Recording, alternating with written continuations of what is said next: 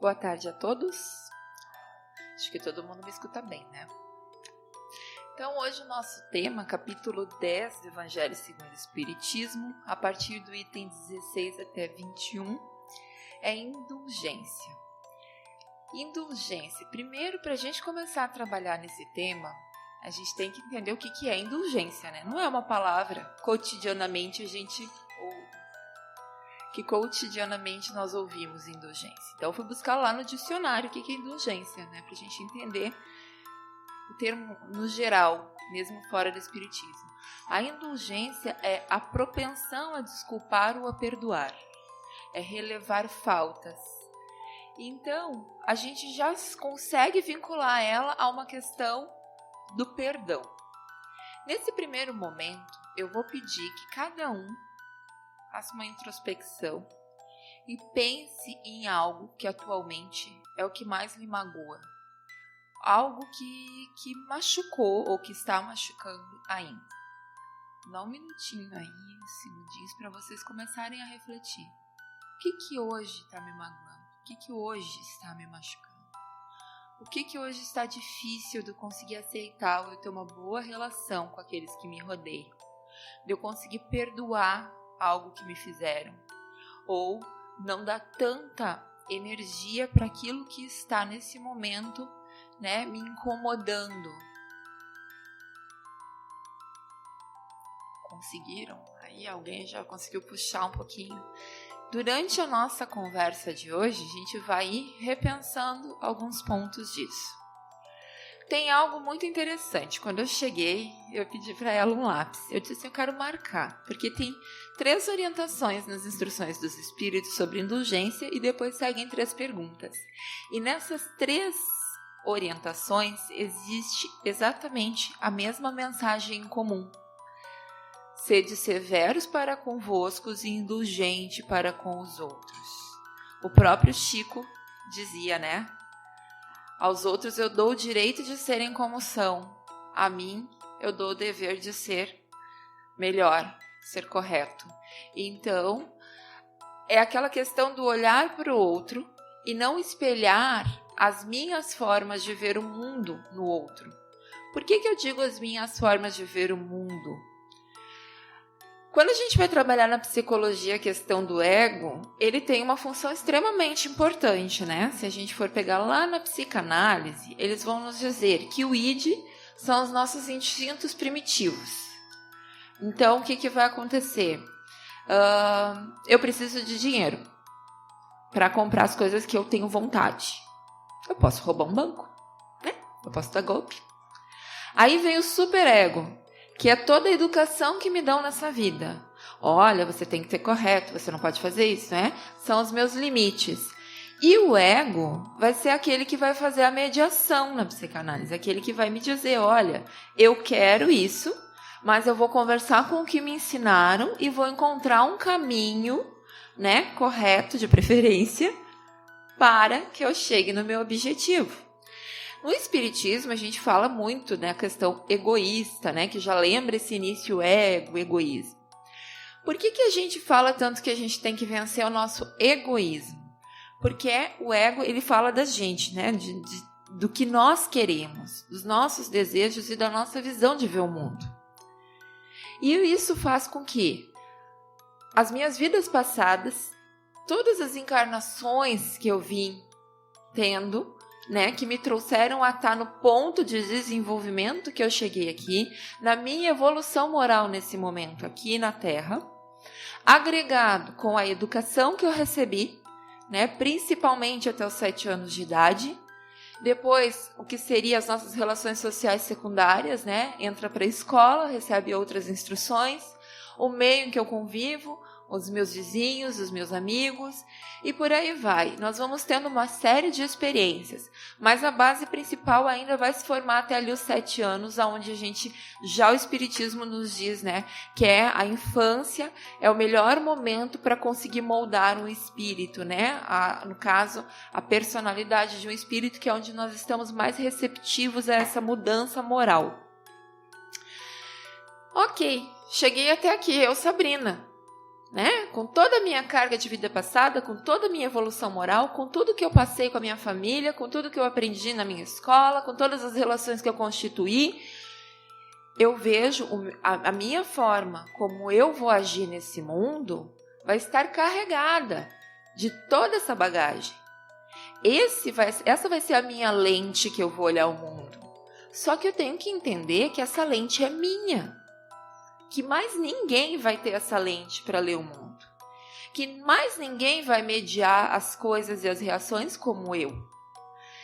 E aí, Jesus nos traz: não julgueis, a fim de não serdes julgados. Por que será? Porque nós somos seres que estamos num planeta de provas e expiações, em um momento crítico de transição planetária. Ou seja, se a gente dividisse o avião, né, na classe lá econômica, classe A, classe B, classe econômica, a gente está dentro da mesma classe, indo para o mesmo destino nesse planetinha. Quando a gente se depara a julgar as pessoas que estão aqui, a gente não se dá conta que nós estamos numa faixa vibracional e moral extremamente próxima perto da quantidade de evolução que temos ainda pela frente moral, né? Quando a gente fala ali da ordem e classe dos espíritos, que a gente começa, né, simples e ignorante, e vai evoluindo, e vai indo, né? A gente não chegou lá no terço ainda, a gente está lá na terceira ordem ainda. Isso quer dizer que mesmo que eu hoje seja muito melhor do que eu já fui, eu ainda estou numa condição de espiritual, que eu tenho muitas mazelas morais para resolver. Muitas. Já sou melhor? Com certeza já sou melhor. Mas isso não me permite que eu use o meu patamar para julgar o meu irmão. Porque quando a gente cai no julgamento moral, nós automaticamente estamos dizendo que nós somos melhores. Podemos ter outros defeitos que não aquele, mas temos muitos defeitos. E quando nós isso é a primeira questão. É a questão de nós nos colocarmos num patamar onde nós nos achamos melhores, né? E julgarmos o outro pela nossa lente. E o pior, muitas vezes nós nem conhecemos o outro. Muito pior. Por que eu digo que nós não conhecemos o outro?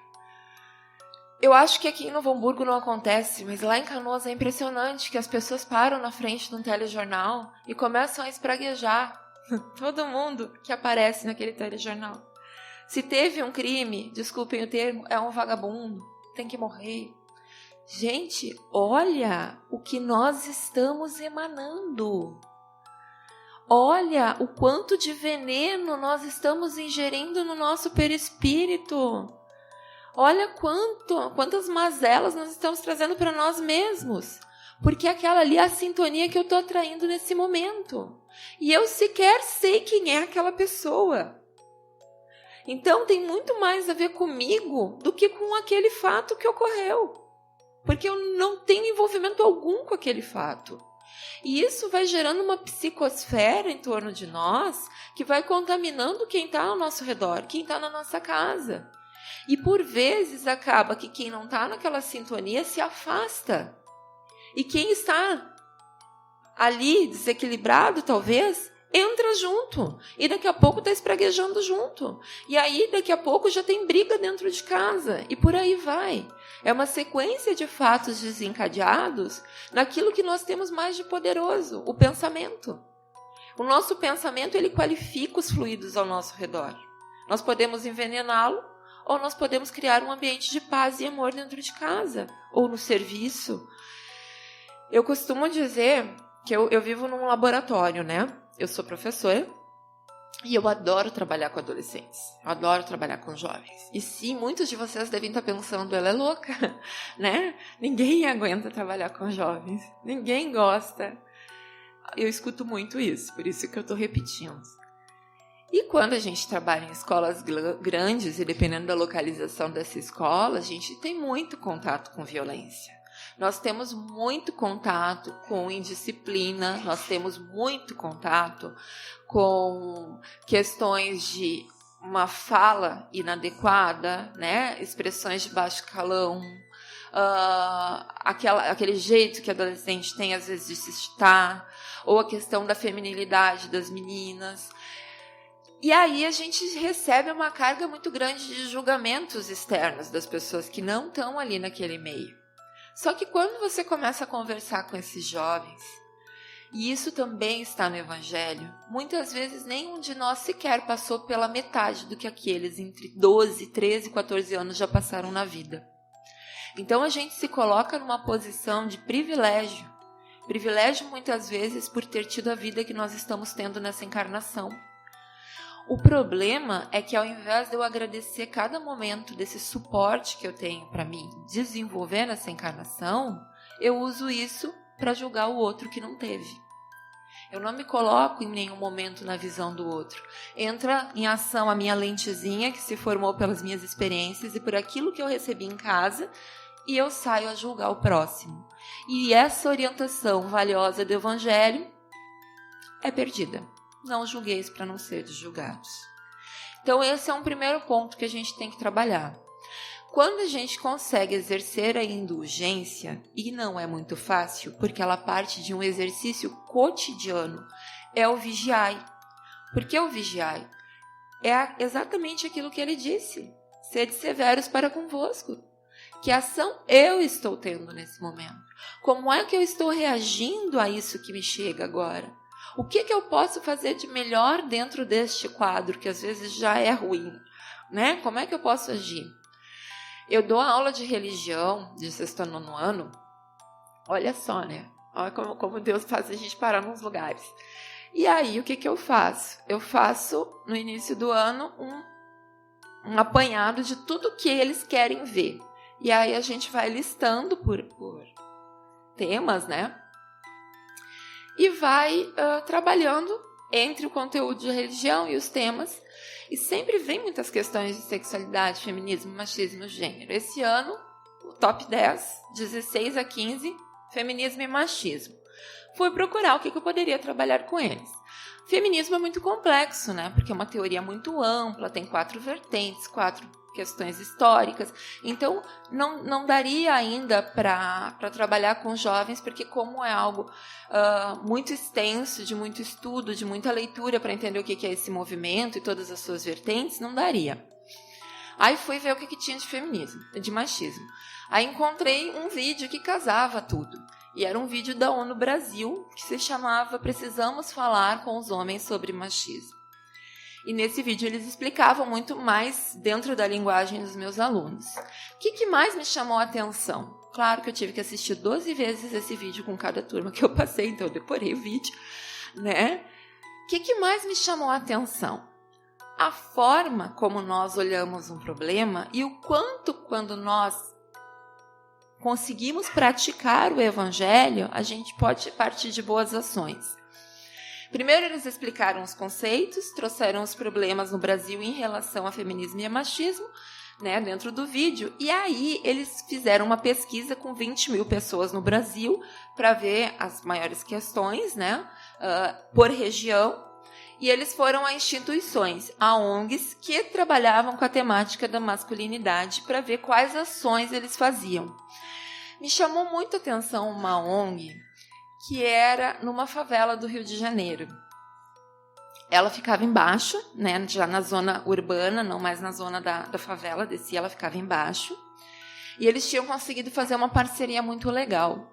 Por que eles estavam ali? Porque naquela favela existia um alto índice de agressão contra a mulher e um alto índice de agressão contra crianças, né? Fora as questões de violência, com tráfico, que a gente já sabe, já conhece. Mas eles viam que isso muito se reproduzia na forma como os meninos daquela comunidade eram criados. Que o homem tinha que ter arma, que o homem tinha que beber, que o homem tinha que ser fortão, o homem tinha que ser violento. Então, eles criaram um projeto e eles criaram mecanismos para trazer estes homens, começando pela escola, para dentro, para fazerem oficinas. e eles tinham atingido um público muito grande. Entre um dos eventos, eles tinham feito um futebol, aonde que para participar do campeonato, os homens tinham que passar pelas palestras de formação do projeto. E o campeonato foi um sucesso. E eis que as pessoas do tráfico também foram e participaram. E aí, quando as pessoas da comunidade viram as pessoas do tráfico participando e se expondo e falando sobre a sua criação e falando como eles haviam aprendido a ser homem dentro daquele contexto social, aquela comunidade começou a se abrir. E os índices de violência doméstica caíram drasticamente. A escola da comunidade reduziu em muito a agressão dentro da comunidade, né? Os meninos se pegando, as meninas se pegando de briga física. Se a gente se colocasse no papel cômodo, de dentro da nossa casa confortável, julgar a atitude dessas pessoas pelo nosso contexto de vida e de criação, sem se desacomodar, apenas julgando, será que a gente conseguiria criar ações e estratégias desta forma em prol do próximo? Isso tem muito a ver com indulgência.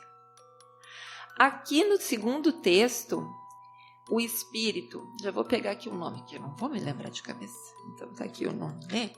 O segundo Espírito que nos orienta é João, bispo de Bordeaux, 1862. Ele diz que mesmo no coração que o mal existe, a gente também não pode pensar que está um mundo maravilhoso, a felicidade não é desse mundo.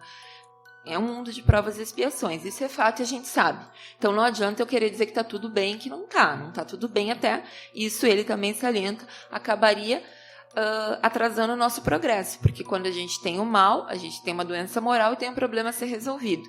Mas o que ele diz é que mesmo nos mais endurecidos e nos mais violentos, existe no fundo do coração, nem que seja numa dobrinha, eu gostei quando ele disse, nem que seja numa dobrinha, existe ali uma fagulha de amor a ser semeada.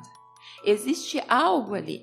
Quem trabalha em mesa mediúnica, né? Não sei quais os trabalhos dela daqui, sabe que tem um ponto ali que quando a gente fala em mãe, geralmente aquele espírito acaba, né? Que está ali todo endurecido, meio que amolecendo em filhos. A gente acaba muitas vezes pegando, conseguindo por inspiração achar esse pontinho no coração. Todos nós temos. A pior pessoa que vocês conhecem tem. Então, quando a gente usa da indulgência, é como se a gente canalizasse a nossa energia, ao invés de para a raiva, a gente canalizasse pela lei do amor ela, para tentar buscar esse pontinho e para semear essa semente. Porque nós só vamos evoluir enquanto seres humanos quando todos nós dentro desse planeta conseguirmos evoluir. Eu não consigo ser feliz em meio ao sofrimento do outro, porque nós somos irmãos, Então, enquanto nós não caminharmos juntos e conseguirmos cada um olhando para si primeiro, para ver o que eu posso melhorar em mim, mas olhando com esse carinho e com esse amor para o outro, para ver o que eu também posso ajudar a melhorar no outro, ao invés de julgar, vai ser muito difícil a gente sair da situação onde nós estamos. E essa é uma responsabilidade que cabe a cada um. Esse é o primeiro ponto, é a forma como a gente olha o mundo ao nosso redor sobre a nossa lente. O outro ponto é o seguinte, a questão do perdão quando as pessoas são próximas, tá? Quando é que eu me magoo? Às vezes vão acontecer situações muito similares, com uma pessoa que eu não tenho laço afetivo e com uma pessoa que eu tenho laço afetivo. E eu vou sentir, vou carregar a mágoa da que eu tenho laço afetivo. Porque a que eu não tenho laço afetivo, não existe uma energia ali que me liga a ela. O que o Evangelho vai nos chamar a atenção? Quando eu crio um vínculo afetivo, um laço espiritual com alguém, né? Eu estou falando de fluido, eu estou me conectando com aquela pessoa. Pode ser por amor, pode ser por inúmeros sentimentos, e um deles também pode ser pela raiva, pelo ódio, pela mágoa. Quando a gente não consegue perdoar, quando a gente não consegue usar da indulgência para se colocar no papel do outro, né? Porque é difícil, eu não estou falando aqui em nenhum momento que isso é fácil, isso é um exercício que a gente tem que fazer muitas vezes encarnações a fio, né, sucessivas para conseguir amenizar, dependendo principalmente do grau da ofensa ou da situação em que a gente se coloca, a gente cria um laço ali espiritual, às vezes não é laço, é um nó. Eu sempre brinco, é um nó, né? E difícil de desatar. Ele vai transcender o corpo físico, ele vai para outras vidas, né? A gente sempre brinca quando vai trabalhar a parte de laços espirituais e laços de sangue, né? Laços materiais, que justamente a família é, né, o top 10 para isso. O que a gente faz? A gente pega essas pessoas que vêm com esse laço desarmônico, né, de raiva, de ódio, de perdão e não conseguem se acertar e amarra pelo laço do sangue na mesma família. Dá um nó de sangue, vira nó, para ver se até o fim daquela encarnação vira laço espiritual ali de afeto, né? Aí acontece todos aqueles tumultos. O pai que me abandonou, briga entre casal, o filho rebelde, os irmãos que não se dão, e por aí vai. Eu sei que ninguém sabe disso, que todas as nossas famílias são a margarina, né? Pois é, todo mundo já sofreu com esse problema. Então, brincadeiras à parte, a gente sabe na carne o que isso acontece. Mas o que faz com que doa tanto? O que faz que nos afete tanto? Quando nós temos um vínculo estabelecido, nós temos expectativas a respeito das pessoas, nós temos projeções a respeito das pessoas. Acontece muito de casais se casarem não com a pessoa real, mas com aquilo que eu projetei. Também faz parte do nosso ego, tá, gente? O que acontece? Eu crio aquilo que vai me sanar as minhas necessidades afetivas e eu projeto numa pessoa que, na verdade, ela não tá muito parecida com aquilo que eu quero, tá? Mas eu tô vendo nela tudo aquilo que eu quero. Quando ela começa a não responder às expectativas do que eu quero, me gera um sofrimento enorme. E muitas vezes o problema não é a pessoa. Eu vou dizer que a pessoa que não tá me correspondendo, que ele não me entende, ou que ela não é parceira, não me ajuda. Mas é que às vezes aquela pessoa realmente não é aquilo que eu projetei nela. Eu estou me frustrando porque ela não está correspondendo às expectativas que são minhas. Filho, né? Nós aqui estávamos conversando antes que a gente tem filhos adolescentes. Nossa, a criança está na barriga, a gente já está projetando até o doutorado. E aí, chega aquele espírito que tem o seu próprio planejamento reencarnatório e eu quero me colocar no lugar de Deus e dizer o que ele tem que fazer, até com quem ele tem que casar. E aí eu começo a dizer que ele tá me frustrando, que ele tá indo pelo mau caminho, não, ele não tá indo pelo meu caminho, não é pelo mau caminho, né? Então a gente tem que ter cuidado, mas essa dor dói muito. Quando uma pessoa que eu amo, quando uma pessoa que eu quero bem, não atende às minhas expectativas, dói muito. E às vezes essa mágoa, né? Eu trabalho, como eu disse, com adolescentes, tem muita questão às vezes dos afastamentos dos pais, principalmente a figura paterna. Eles trazem muito isso, sabe? Das expectativas que eles criaram enquanto uma função que deveria ser cumprida. Só que aí a gente vai pegar aqui o Evangelho e vai falar também, né, na função filial. Vai falar na piedade filial. Ah, ok, foi um péssimo pai. Me abandonou, não cumpriu, não pagou pensão. Infelizmente isso ainda acontece, a gente sabe, muitas vezes as mulheres vão arcar com isso, né, de ter que se sobrecarregar. Tá certo? Não tá certo. A gente vai dizer que não dá para deixar de ver que o mal acontece, não tá certo. Mas não me exonera das minhas funções morais em relação ao pai e à mãe. Por quê? Porque quando ele está ferindo, né, está descumprindo com as suas obrigações, está ferindo as leis de Deus em relação ao cuidado com a sua prole, não me dá o direito de eu não cumprir as minhas, porque senão eu vou estar também me desviando daquilo para o qual eu deveria estar exercendo corretamente dessa encarnação. Eu não, como dizia o Chico, eu não nasci num berço errado. E talvez para minha encarnação aquela ali em algum momento tenha que ser a minha lição, para não repetir com a minha prole aquilo que eu não gostei, que foi feito comigo, que me magoou, para mim exercer o perdão. E às vezes, quando nós conseguimos ter essa serenidade e ter esse entendimento de que, nossa, magoou, doeu, eu vou carregar esse sofrimento por muito tempo e eu tenho o direito de carregar esse sofrimento por muito tempo. A gente tem que aceitar os nossos sentimentos, não dá para esconder e dizer que está tudo bem quando não está tudo bem. Mas é parar e pensar, e agora? Como é que eu vou agir? E a gente já falou há algum tempo no vigiai, e agora entra o orai. Ora, porque nesse momento nós vamos ter inúmeros irmãos apostos para te socorrer, para te orientar, para te dar a força necessária. E se for o caso de ter que cuidar um pai que faz 20 anos que você não vê num hospital, porque o conselho do idoso ligou e viu lá na ficha dele que ele tem um filho e te acharam, como já acontece, e eu já conheço pessoas que isso aconteceu, vai, cumpre a tua função. Cumpre a tua função, trabalha isso em ti, porque pelo menos a tua consciência vai estar limpa e o teu dever filial vai estar cumprido. Ponto para ti, né? Então, ele vai, em algum momento, pela justiça divina, ter que aprender, pelo amor ou pela dor. Mas que tu possa orar e pedir por ele também. Porque é um irmão que está em erro, como nós, volta e meia, estamos em erro. E isso vai acontecer com um pai que abandona, com uma mãe que desiste da tarefa, com um irmão rebelde, ou que na hora de uma partilha de bens simplesmente decide que quer ganhar mais, né? Nossa, quem já não passou por problemas de partilha na família? Isso vai acontecer com um filho que, por mais amor e atenção que a gente tentou dar, fazer o melhor de nós, descambou, seja para o caminho das drogas, da criminalidade.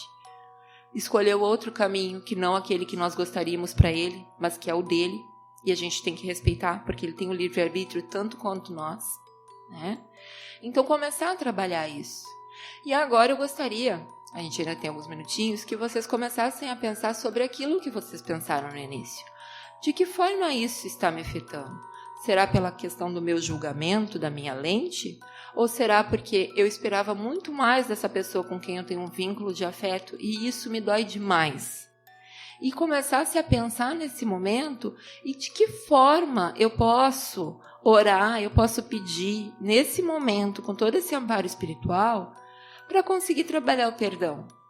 De que forma eu posso exercer essa indulgência hoje, no meu dia a dia?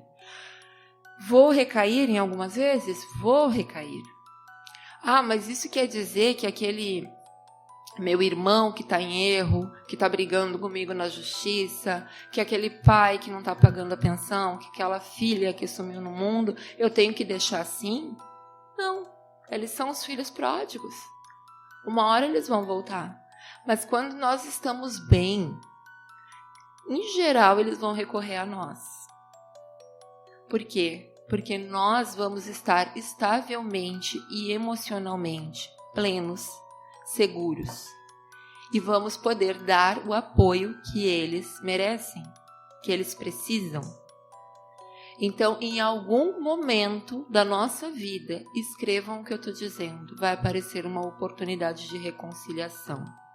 Em algum momento, aquelas pessoas que estão em erro, elas vão ter, talvez pela nossa oração, quem sabe, né?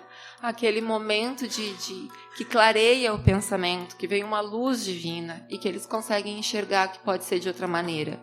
E aí a gente vai agradecer muito por essa oportunidade. Para encerrar e falando sobre tudo isso, eu peguei esse livrinho que era do Chico e do Valdo Vieira, que se chama O Espírito de Verdade. E sobre essa passagem tem uma mensagem às 6, que diz assim: Deus te abençoe. Logo após fundar o lar Anália Franco, na cidade de São Manuel, no estado de São Paulo, viu-se Dona Clélia Rocha em sérias dificuldades para mantê-lo. Tentando angariar fundos de socorro, a abnegada senhora conduzia crianças aqui e ali em singelas atividades artísticas, acordava almas, comovia corações e sustentava o laborioso período inicial da obra. Desembarcando certa noite em pequena cidade, foi alvo de injustas manifestações anti-espíritas, apupos, gritaria, condenações. Dona Clélia, com o auxílio de pessoas bondosas, protege as crianças em meio à confusão. Vê que um moço robusto se aproxima e, marcando-lhe a cabeça, atira-lhe uma pedra.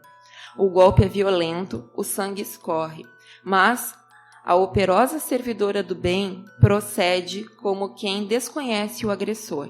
Medica-se depois. Há espíritas devotados que surgem. Dona Clélia demora-se por mais uma semana, orando e servindo. Acabava de atender a um doente em casa particular, quando entra a senhora aflitíssima.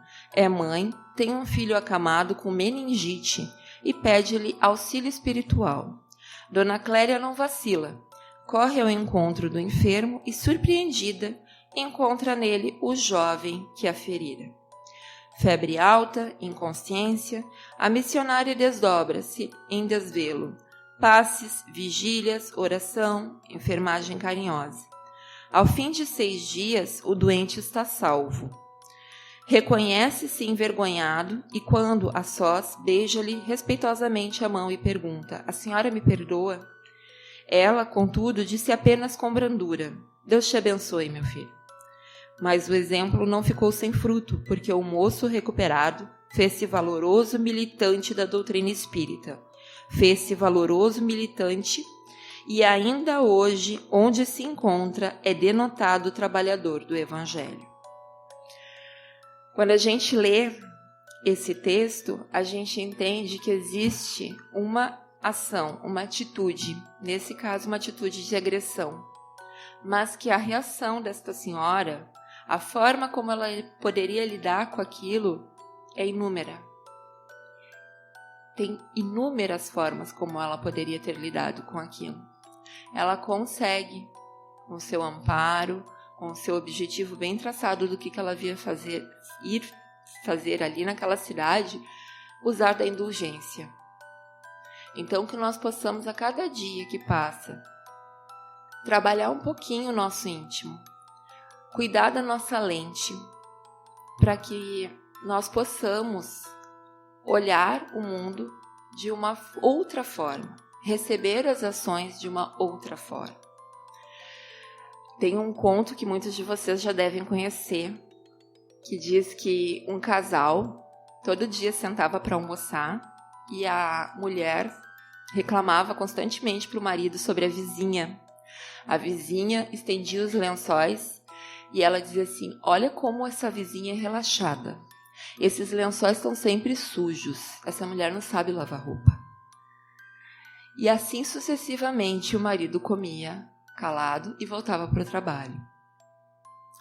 Quando chegou na segunda-feira, após o final de semana, ele vem para almoçar e a mulher disse assim: "Olha lá, alguém foi lá ensinar essa mulher a lavar roupa. Olha lá como agora as roupas estão limpas." E o marido diz: "Eu limpei as janelas no final de semana." Então, que nós possamos limpar as nossas janelas e olhar com o amor que Cristo nos pede para o nosso próximo. Muito obrigada, tá, gente?